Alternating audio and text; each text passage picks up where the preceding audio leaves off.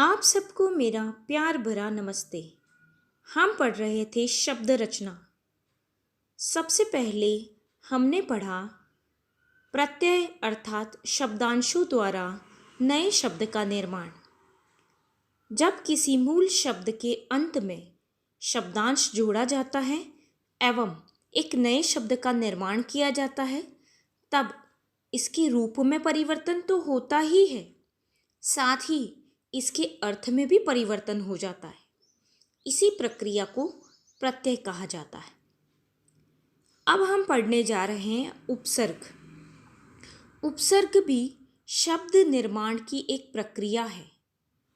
उपसर्ग में हम ये ध्यान से पढ़ेंगे कि मूल शब्द के आगे शब्दांश जोड़ा जाता है। अभी तक हम लोगों ने पढ़ा था प्रत्यय में मूल शब्द के पीछे शब्दांश जोड़ा जाता है। तो आइए पढ़ते हैं उपसर्ग। उपसर्ग शब्द के वे अंश हैं जो किसी शब्द के आरंभ में लगकर उसके अर्थ को बदल देते हैं। जैसे अनु अर्थात पीछे। जैसे ही हमने मूल रूप में शब्दांश जोड़ा अनु, तो इसका शब्द बना अनुरूप यानी के समान। मूल रूप शब्द के मूल रूप में हमने अनु जोड़ा तो शब्द बना, नया शब्द बना अनुरूप। यह दो शब्दों उप प्लस सर्ग यानी उप और सर्ग के योग से बनता है। उप का अर्थ समीप, निकट या पास में है। सर्ग का अर्थ है सृष्टि करना अर्थात निर्माण करना। उपसर्ग का अर्थ है पास में बिठाकर दूसरा नया अर्थ वाला शब्द बनाना। इसे हम एक उदाहरण द्वारा समझेंगे। हार एक मूल शब्द है जिसका अर्थ होता है पराजय। आ उपसर्ग अगर हम हार में जोड़ देते हैं तो शब्द बनता है आहार अर्थात भोजन। लेकिन इसी हार मूल शब्द में प्र उपसर्ग जुड़ने पर शब्द बनता है प्रहार यानी किसी पर हमला करना। तो आपने ये अच्छी तरीके से समझ लिया होगा कि मूल शब्द में के आगे यदि शब्दांश जोड़ दिए जाएं तो उसके शब्द में, उसके अर्थ में परिवर्तन आ जाता है। वह कभी अर्थ में विशिष्टता तो लाता है, कभी कभी अर्थ का अनर्थ भी बना देता है। इसी प्रकार उपसर्ग की 3 विशेषताएं कही जाती हैं। शब्द के अर्थ में नई विशेषता लाना, जैसे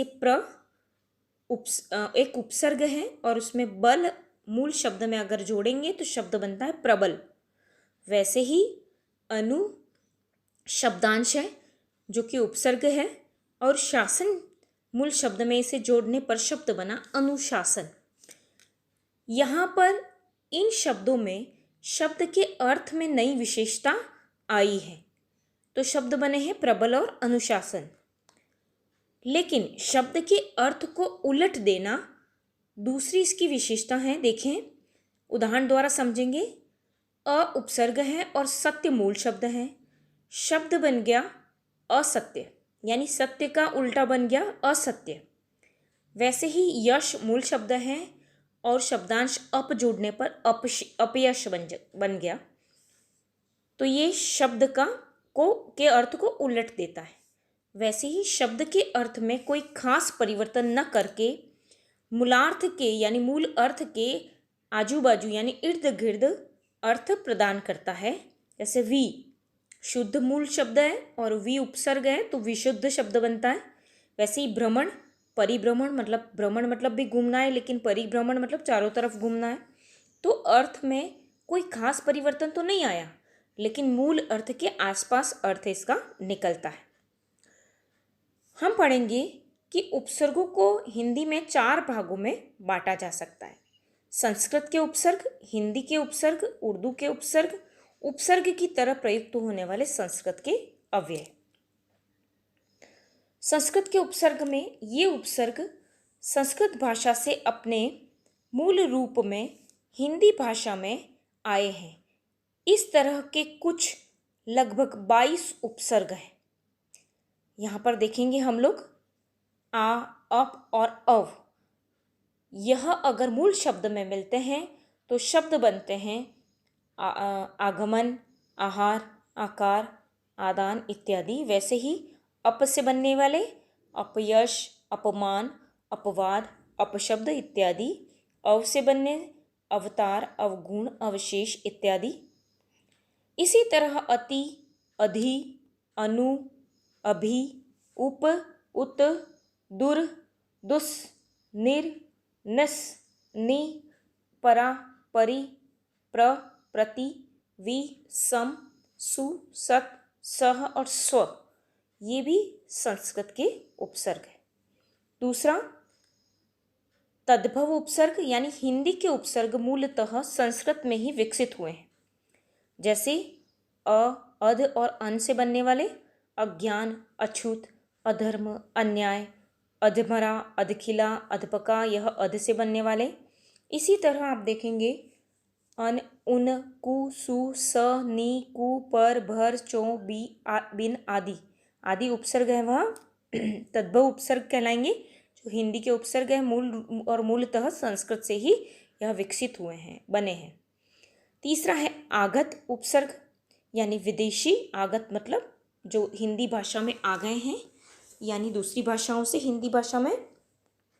जैसे बा तो बाकायदा, ब तो बदौलत, बे तो बेरहम, लाइलाज लापरवाही, ला से बनने वाले। इसी तरह बद, खुश, ना, गैर, हम, हर, कम, सर, दर इत्यादि। वैसे ही संस्कृत से बनने वाले अध। अधः आपको पता है कि अधः का मतलब होता नीचे, तो अधोगति, अधःपतन, अधोमुखी, यह संस्कृत के अव्यय से बनने वाले शब्द हैं।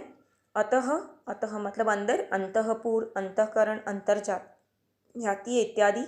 इसी तरह अंतर, पुनर, पुनर्पुरा इत्यादि आदि उपसर्ग हैं। तो हम लोगों ने पढ़ा 4 प्रकार के भेद उपसर्ग के। आगे हम लोग पढ़ेंगे शब्द निर्माण की अगली प्रक्रिया, समास, जो 2 शब्दों के द्वारा बनाई जाती है। नए शब्दों का निर्माण 2 शब्दों से निर्मित होता है। यह हम आगे की कक्षा में पढ़ेंगे। तब तक के लिए धन्यवाद।